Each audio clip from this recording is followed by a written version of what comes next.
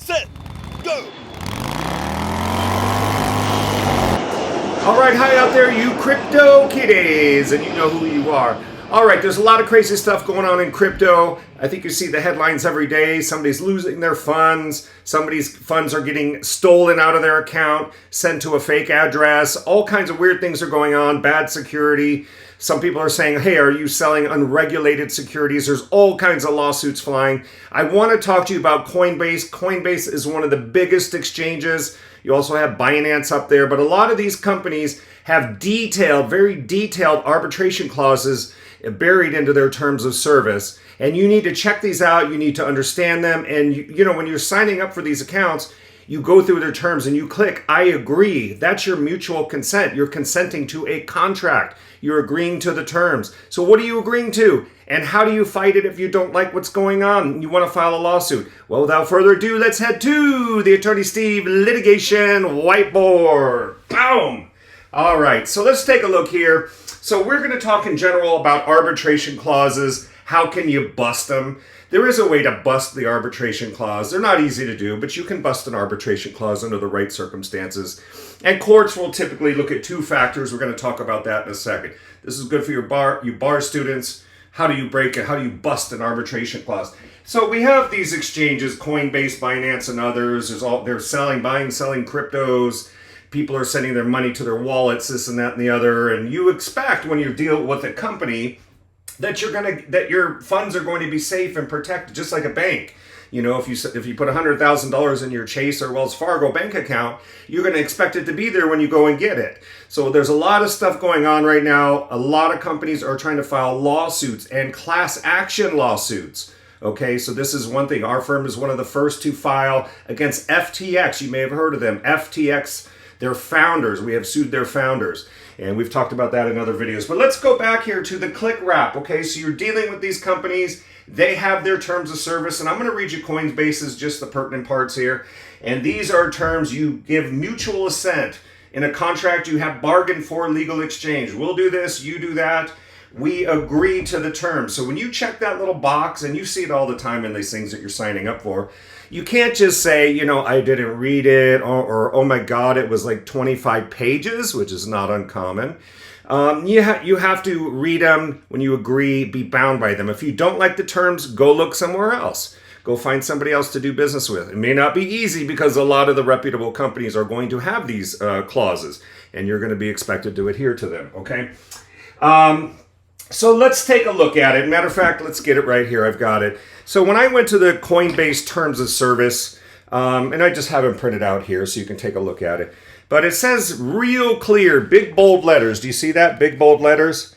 Dispute resolution. Please be aware that Section 7, any dispute resolution is contained in Appendix 5. I'll go over that in a second. How to resolve disputes between you and Coinbase. This is a binding and final arbitration. So you are agreeing to go into a binding and final arbitration if you have any disputes. You're getting locked out of your account or freeze outs or all kinds of things that could be going on. So that is their term. It is pretty clear and conspicuous, I will admit. They do have a formal complaint process. I'll show you there. Real simple. That's in their terms of service. If you have a complaint, you need to first go through Coinbase support team to try to resolve your dispute amicably. Okay. You agree to use their complaint form, and I have a blog that I'll put into the bottom of this video in the description area talking about their complaint dispute process. You can go read that. They're out in New York, but when you have an arbitration with them, it will typically be held wherever you reside, okay?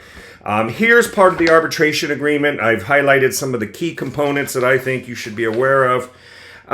It says here that you agree that any dispute, claim, disagreements arising out of or relating in any way to your access or use of the services or of the Coinbase site, any communications you receive, any products sold or distributed through the Coinbase site, the services or the user agreement, bloody will be resolved by binding arbitration. That means, and they use AAA. AAA is one of the arbitration companies.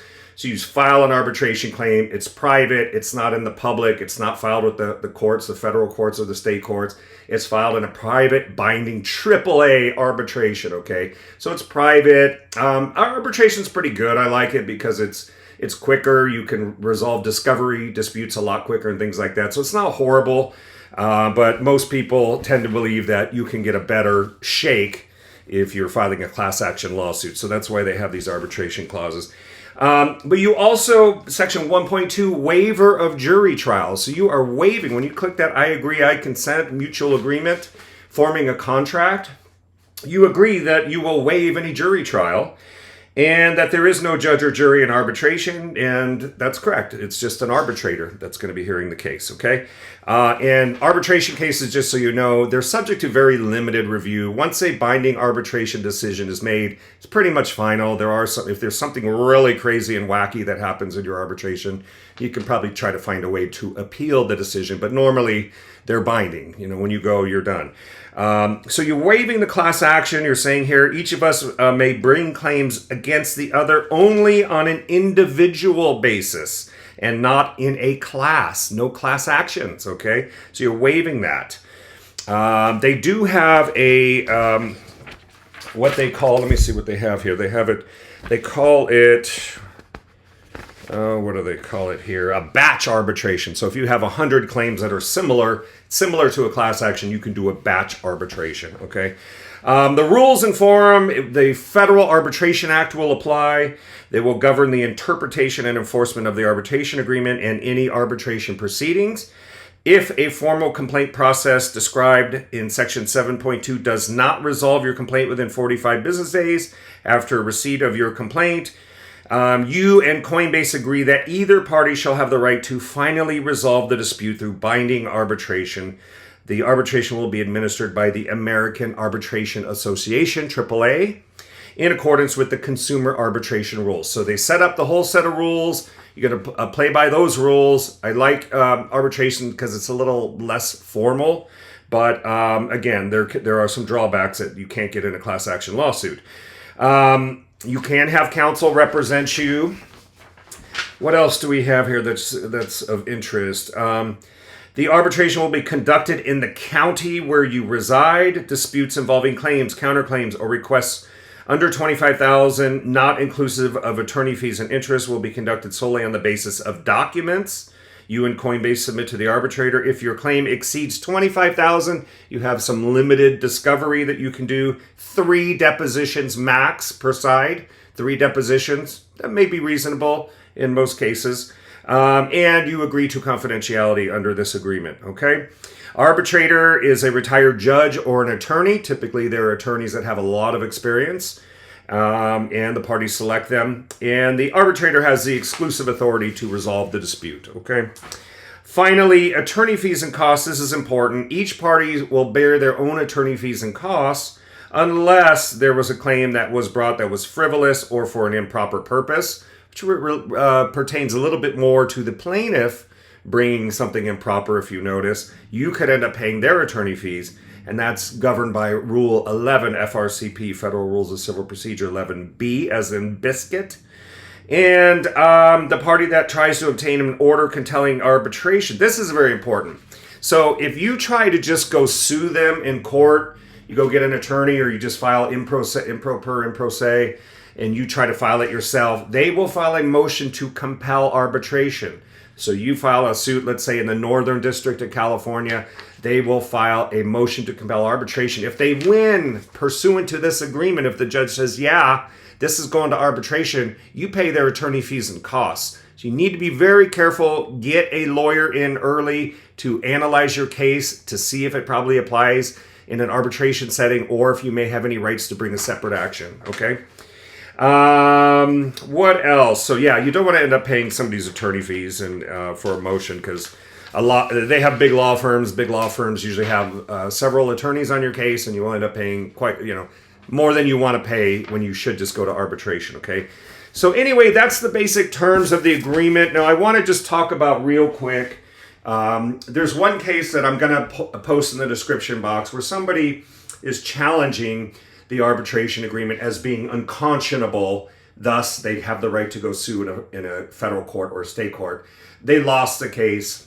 There is currently a case pending before the United States Supreme Court that was just filed, I think, a couple of weeks, about a month ago, let's say, almost a month ago.